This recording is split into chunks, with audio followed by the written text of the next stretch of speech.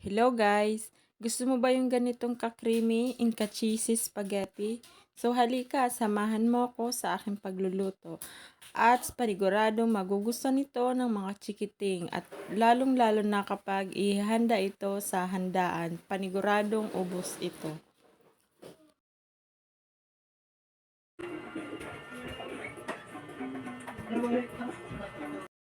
Sa mainit nga na mantika ay ginisa ko na yung sibuyas. Depende sa iyo kung alin ang uunahin mo. So para sa akin, sibuyas ang lagi kong inuuna. Next, sinunod ko na yung bawang. So mga ilang minuto nga ay nilagay ko na rin ang giniling. So ang gamit ko pala ditong giniling ay yung nasa lata na. So bukod sa mura na, ay may dagdag na lasa na ito. So konting gisa lang ito dahil luto na rin naman ito. So, bali apat nga palang hotdog yung nilagay ko dyan. Hiniwa ko lang siyang pabilog at maninipis para magmukha na siyang madami.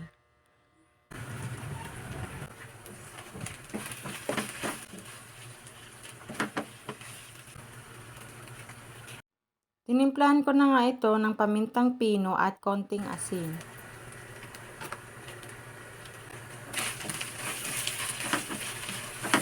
At kapag luto na nga yung hotdog ay nilagay ko na ang spaghetti sauce.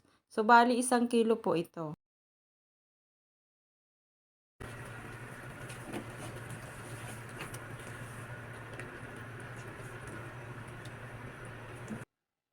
So, ito yung nakakapagpa-creamy.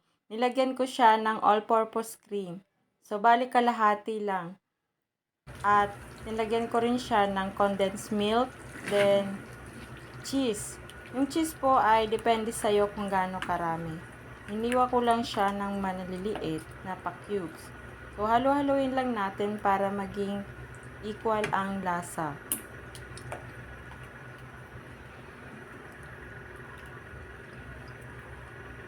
So, pakukulaan ko na nga lang ito ng mga ilang minuto pa.